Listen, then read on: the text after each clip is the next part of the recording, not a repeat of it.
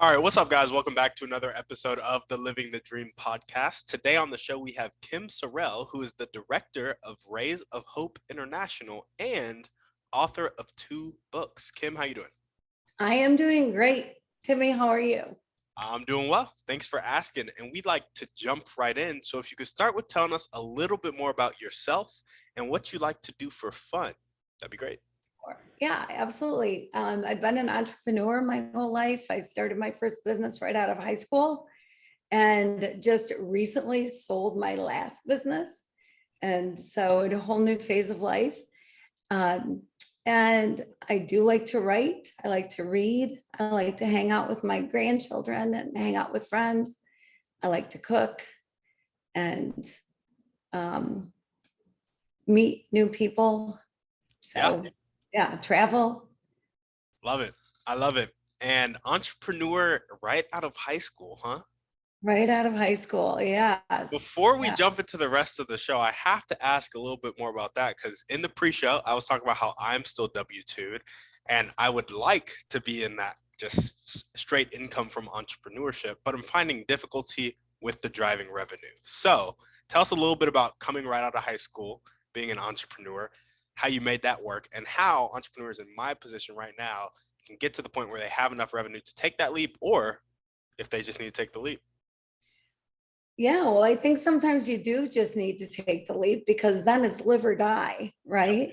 My dad was a traveling salesman and an entrepreneur. And one of his theories was that you buy a car with a big car payment because it's going to drive you to make the sales, to make the money, to be able to survive.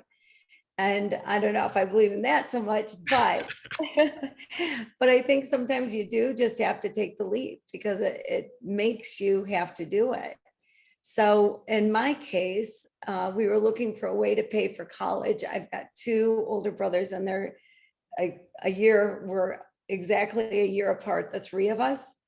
And so we graduated from high school all in a row. So we took out a $50,000 loan and we bought an old 5-story furniture manufacturing building and we rented space. We rented office space and manufacturing space and storage space. And it was great. And so we bought another building and then we bought another building and then we bought another building and then bought some other things along the way. I just sold a golf course. I was in events and catering as well. I could feed 1,200 people on a Saturday night. Now I'm not. Now I'm only feeding myself on a Saturday night. It's kind of nice. Yeah. But yeah, we had a grocery store in St. Croix, travel agency, just some other things throughout the years. And there's the lean times when you're first getting going, but you make it happen and things come your way. That is beautiful. So you at the age of 18 with your brothers took out a $50,000 loan and bought a building that you then used to rent out space. Right. Gotcha. So are you big on real estate investing to this day? I'm a big believer in real estate investing. I've got some real estate investments going on, but not tons. I sold the majority of the buildings we sold. One of my brothers we bought out pretty early on. He was a veterinarian, and so he was going to go do his thing. Yeah. So my other brother and I stayed in business for quite a while, but we sold a lot of our buildings actually right before the crash of 2008.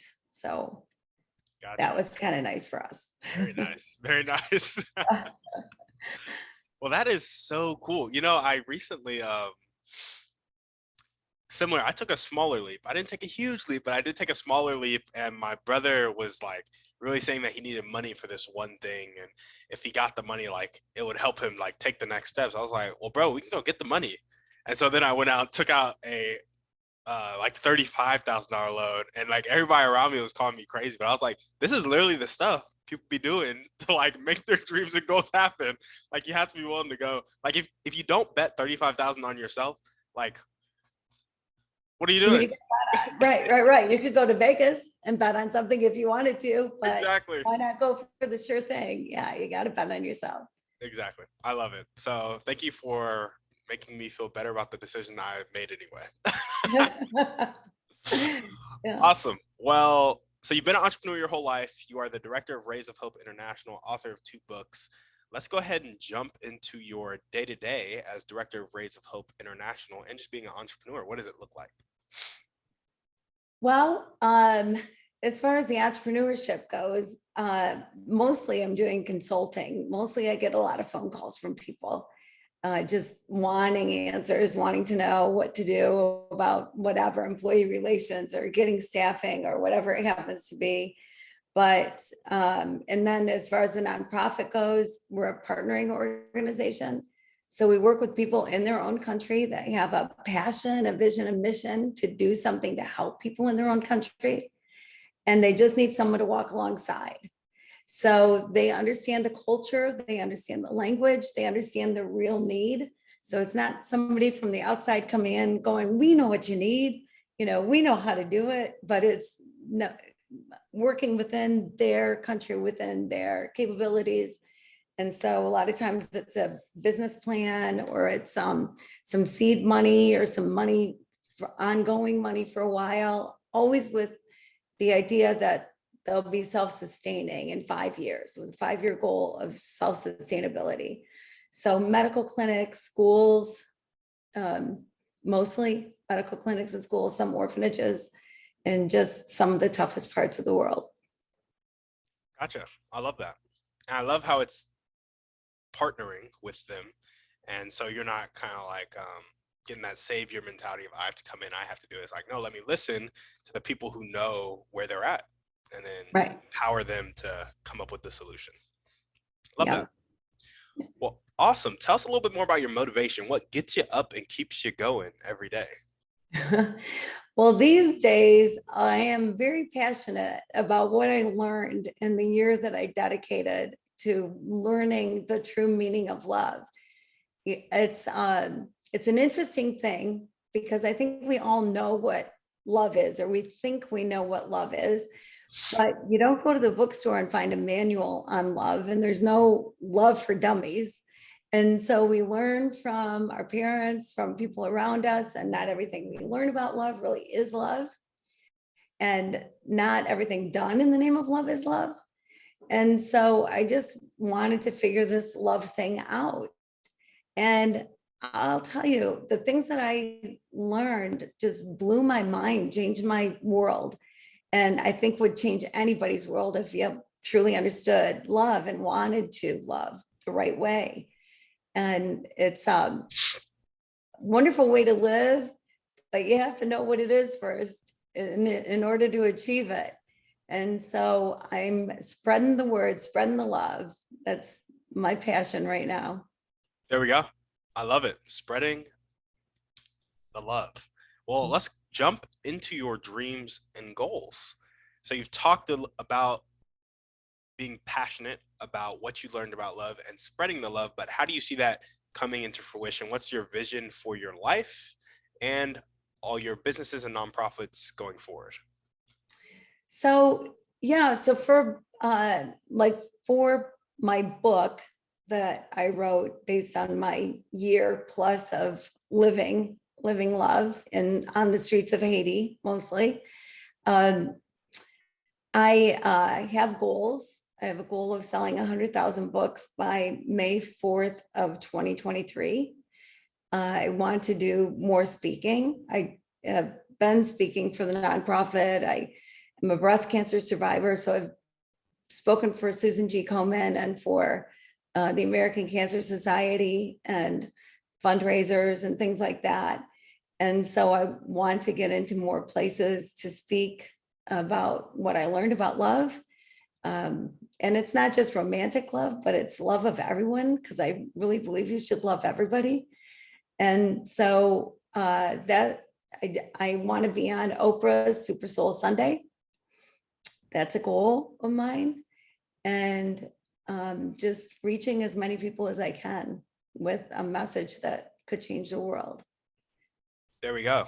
So being on Oprah's Super Soul Sunday, doing more speaking, selling 100,000 books of specifically love is? Yes. Now, I have to ask, have you ever heard of the book Love Does by Bob Goff?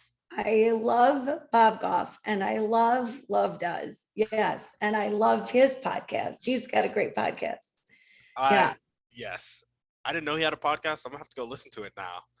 Yeah. Yeah. You'd like it. It's good. It's really good. So I love that your book is called Love Is, and I'm gonna tell you why. My journey of love. So from 0 to 18, I lived in a very emotionally kind of constipated household. Like we didn't really talk about love. There was a lot of anger, a lot of hate, lack of communication. I left and I thought love was just like feelings. Like I was like, you feel a certain way, and that's like what love is. Like if you don't feel that way, you don't love a person. And so I didn't actually say I love you to my parents till I was 18. Got off to college, started getting more into my faith, started following Jesus more, read Bob Goff's book, Love Does, and I was like, oh, love is action. Like love does, love does. And that book really opened up of like love is a choice, right? But I really love your book, Love Is, because I was reading 1 Corinthians 13 after Bob Goff's book, my transformation of love from love as a feeling to love as an action and a choice to love as like a state of being, where in 1 Corinthians 13, it talks about love is patient. It's not love does patient things.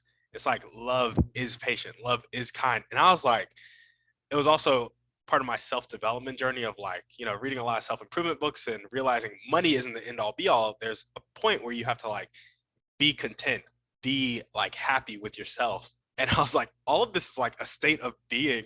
And it just started blowing my mind. And I was like, I need to write a book, Love Is. So I'm glad that you have a book, Love Is, which is amazing. Oh, that's so funny. That's a great connection. I love that. I love that story. And also the Bible says that God is love, not that God loves, but God is love. So it is something that you can be, exactly, that you should be, can be to others. And I love the way you put it with 1 Corinthians too. Love is patient and kind and does not envy and boast, etc. So yeah. Yeah, so I'm really glad that your book is called Love Is. Yeah, good. Thank you.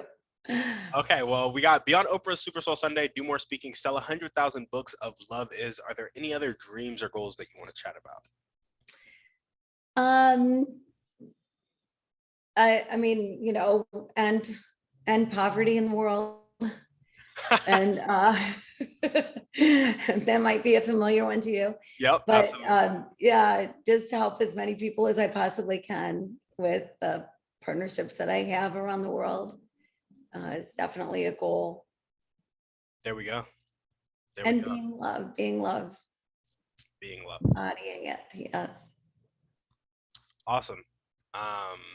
As for like ending poverty in the world, do you see that your nonprofit currently has the capability to scale to that level, Rays of Hope International, or do you see yourself having to partner with other kind of nonprofits to continue like scaling that wide? Yeah, that's a great question. It's an interesting thing. As long as I've been in the nonprofit world, which I've been for quite a number of years, there are two types of organizations. There are organizations that are, they have a goal and that's their thing, and they do it alone and they're happy doing it alone and they do it their way. And then there's organizations that want to work with as many organizations as possible, knowing them, you multiply the work, many hands make it even better, right? And so I am in the second camp. I am working together as much as possible to try to accomplish as much as possible. Love it. Yeah, a big part of my, so you said you liked what you read on my website about ending poverty and all that. Before the website workwithtimmydouglas.com, I had leftwithlove.com. It was a blog about my ideas for ending poverty. And naive as they may be, a lot of it was just like connecting nonprofits and like working together and like, hey, like why I feel like we have enough resources, enough manpower. Can we like work together, focus, execute, etc. And so it was a lot about that, of like my questions and then me exploring those. So I'm glad that you're in the second camp of like wanting to work together, and to hear that there are other people who are like wanting to work together. Because anytime I would talk to anybody about it, they're like, no, nonprofits kind of just do their own thing. I was like, well, why is that? Why is that? Yeah, I mean, you're so limited, right? Because any nonprofit can only do so much if they're limiting themselves that way. But that's the way you multiply and grow, is by partnering with other people, connecting with other people. It's all about relationships. It's all about knowing where to go. And if people have already paved the way, then why waste that time? Then go to the next step. You know, people already know this doesn't work. Well, then don't do it. Know that it doesn't work, and then you don't have to figure out it doesn't work. You already know. And that this works, great. Then do that thing, and you'll learn those things from other people. Yeah. Yeah. No, absolutely. I love that. Have you ever heard of impact investing? No. Gotcha. Gotcha.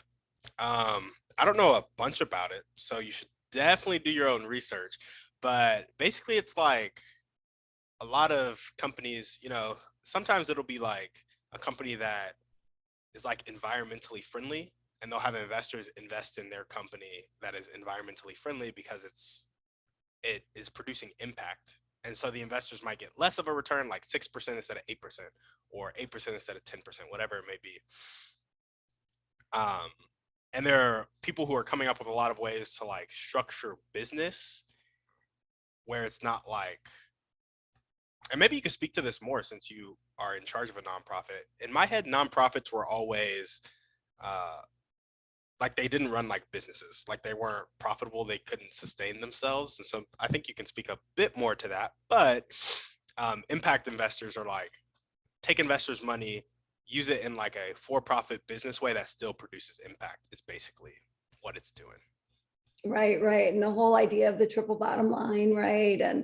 And more companies are caring more about the environment and more about people, Yep. and more about where they source things, and more about how people are treated. And so those are all really great things. I believe in self-sustainability. If you're always chasing dollars, then you're going to spend a lot of time always chasing dollars. I've got a son who's a cancer researcher, and he's brilliant and has come up with incredible things. He even has gone to Harvard to teach this new way to do research that he figured out. And they flew him to Germany to figure out there. Anyway, he has to write grants. He has to apply for grants all the time, because you need the money to keep the lab going. You need the money to have the research materials. So it's part of his job. And it would be nice if all he could do is research. So it's kind of the same thing, I think, with a nonprofit. If all you have to do is do the work and not worry about the money, have a plan for self-sustainability. There's so many ways to do it.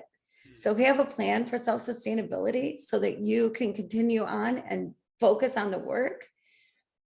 That's so much better. I mean, I know nonprofits that 75% of their time is fundraising or more.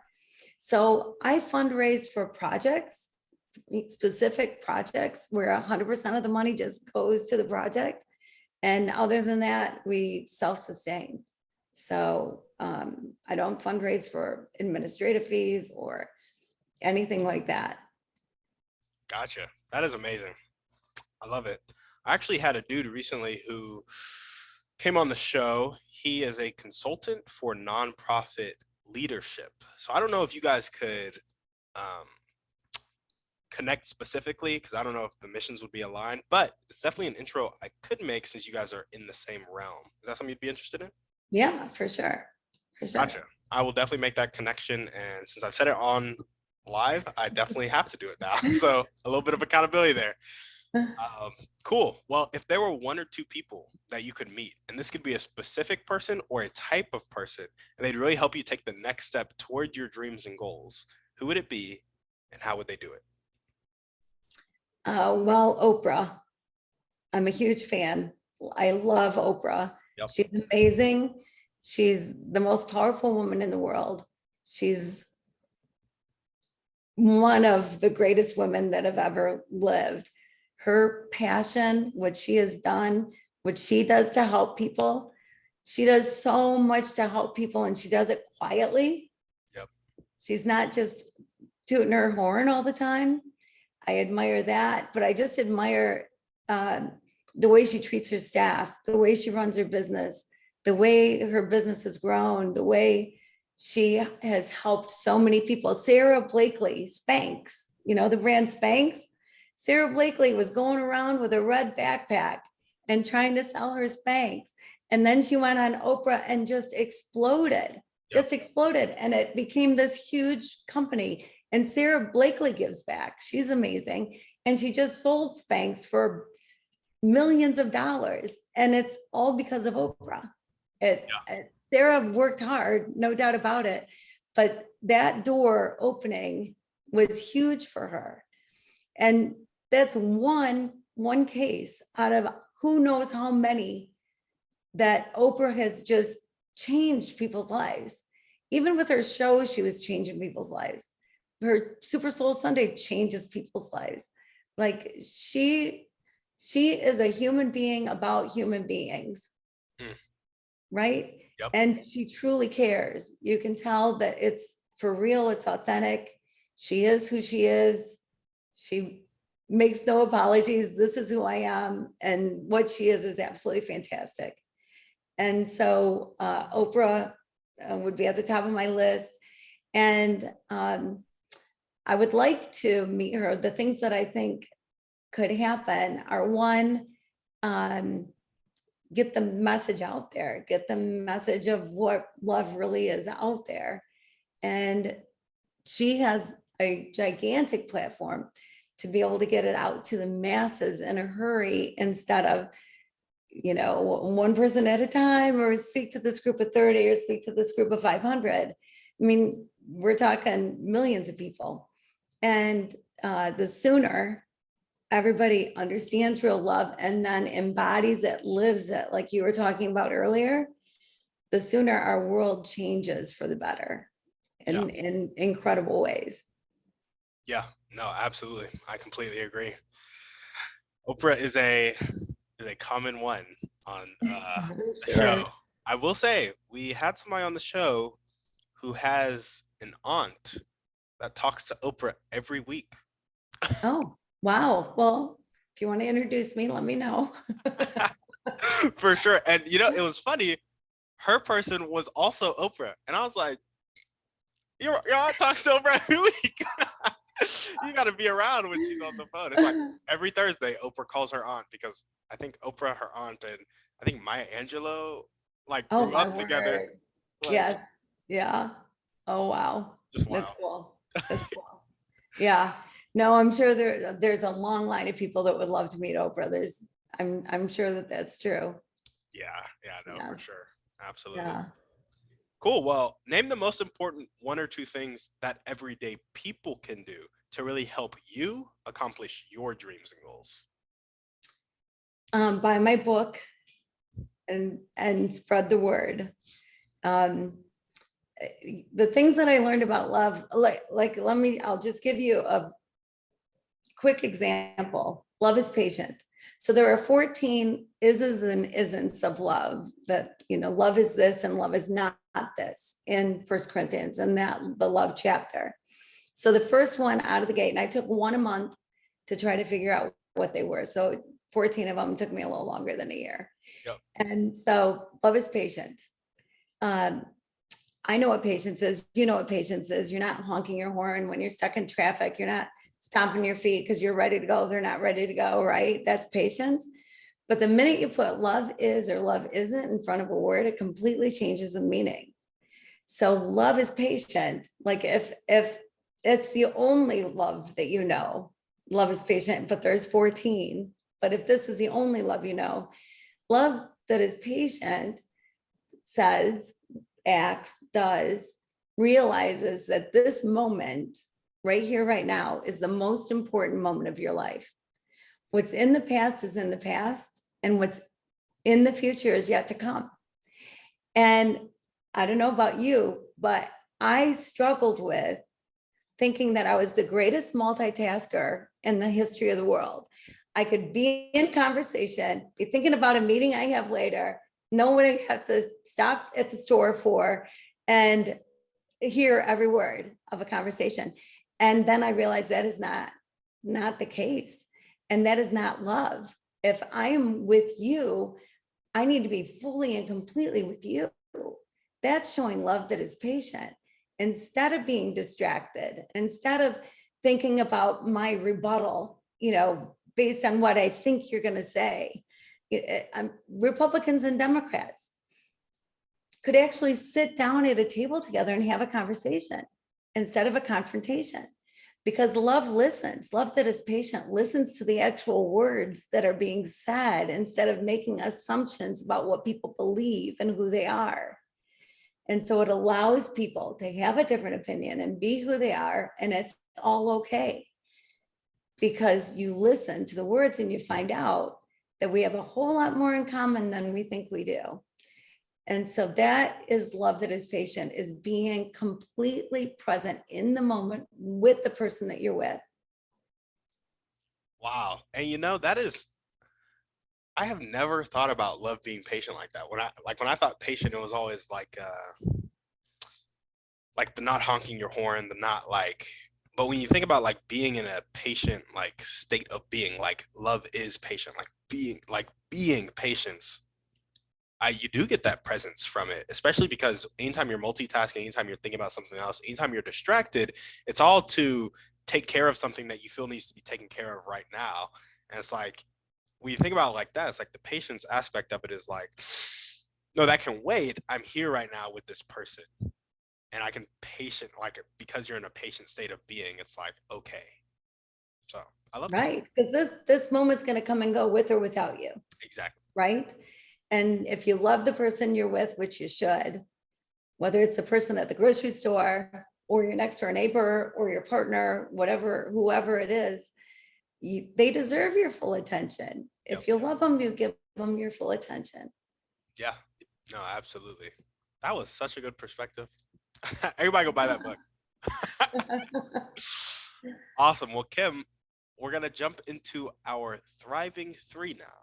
And the first question is, what is your favorite book, movie, or podcast? Pick one. Well, your podcast, of course, is number one. Thank you. Yeah. My favorite podcast is the Robcast. It's Rob Bell. I love Rob Bell. I love how open he is, open-minded and not in a box, and allows free thinking, even though he is a Christian and believes that Jesus is God and believes that way. It is just the greatest podcast. If you've not listened to it, the Robcast, it's called, and it is absolutely fantastic. It is just really great. It is not preachy or religious-y in any way. And he has guests that are Muslim or that are Buddhist or that are atheist. I mean, he doesn't usually have guests, but he'll talk about books or he'll talk about different things that we can learn from each other. And anyway, it's very good. It's so good. I love it.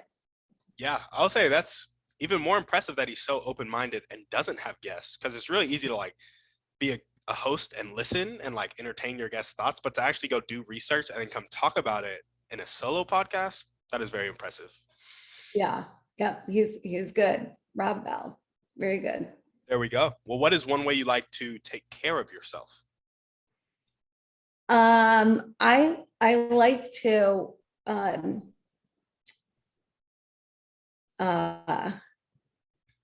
I like to do challenges. I like to challenge myself. I'm doing a 75-day challenge right now. A 75 hard? Yes. Have you done it? I have not done it. I was thinking about doing it though. Oh, it's crazy. I mean, yes, but I'm doing 75 hard. and I'm totally dedicated to it, and I'm going to do it. And it's for mental toughness, right? But it also helps you physically, Yep. drinking water and eating right, and all the things that you should be doing, exercising. And so doing challenges, I think is a great way to always self-improve, and just look for the right ones. And Yeah, no, absolutely. I'm curious, do people just do 75 hard and then stay on it? Like, I feel like it's hard to do a diet for 75 days, work out twice a day. Maybe you scale back to working out twice a day, but being on a diet, drinking that much water, and then consistently working out, it's like, do you really want to go back to how you were living? well, I think that's part of the plan. Is he talks about the 21 days. People talk about 21 days to make a habit, but really it can be longer than that. Yeah. And 75 days, by 75 days, those things should be a habit. So I think that's part of it, is you Yeah. dedicate the 75 days, do or die, and that it should be something that continues in your life. Yeah, no, absolutely. That's awesome. And particularly like the drinking water, so I used to play football and stuff, and I would carry around my gallon of water and drink it. And nowadays, like, I'm like living more adult life, less like my life stage has just switched, and I find myself like not drinking water till like 6 p.m. And I'm like, how has the whole day gone by? I haven't had any water. And it's like just the things that I was taking for granted that you have to be intentional about as life changes and gets busier. It really is Right. it really is important to have those habits. Yeah. Well, like exercise, you were exercising when you were playing football too, right? Exactly. And some people play sports for years and years and then stop, and then Yep. what? You can still exercise. People can still exercise Absolutely. outside of a sport. Yeah.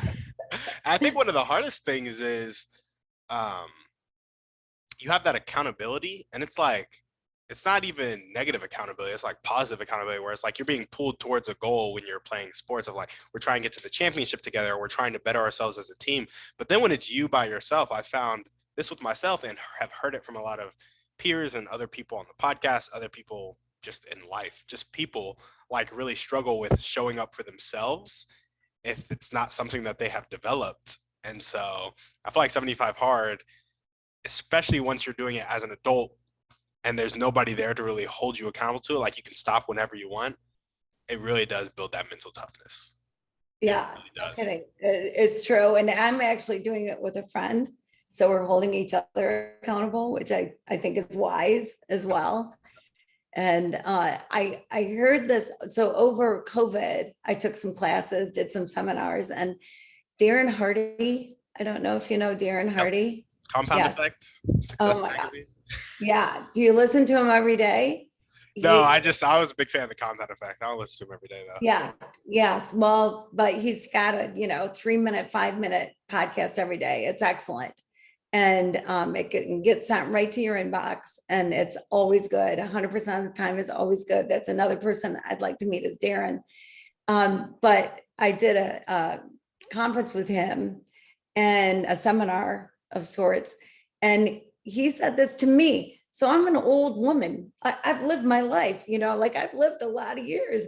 And he said this in the conference, and I thought, my gosh, it was like a light bulb went on. And what he said was, you look and feel the way you look and feel only because of you. You are the only one responsible.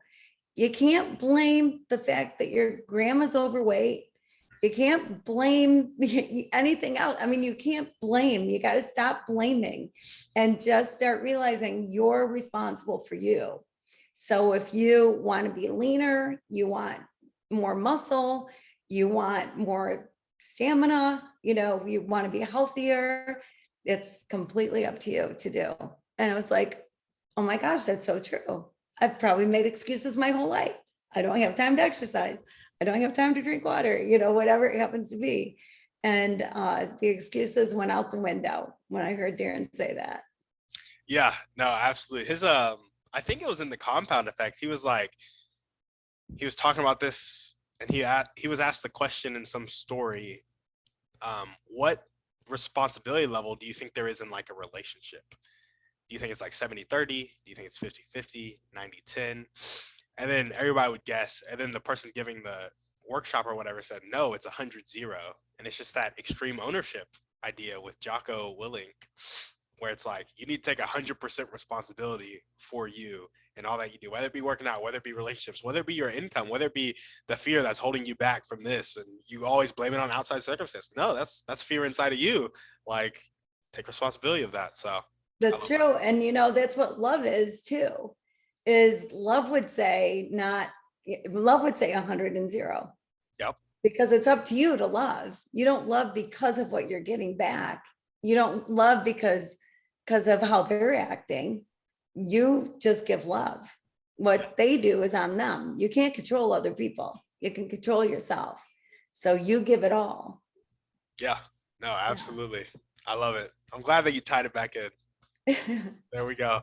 And what is one action step that you can take right now or continue to take if you're already doing it to get on Oprah's show and meet her or meet Darren Hardy?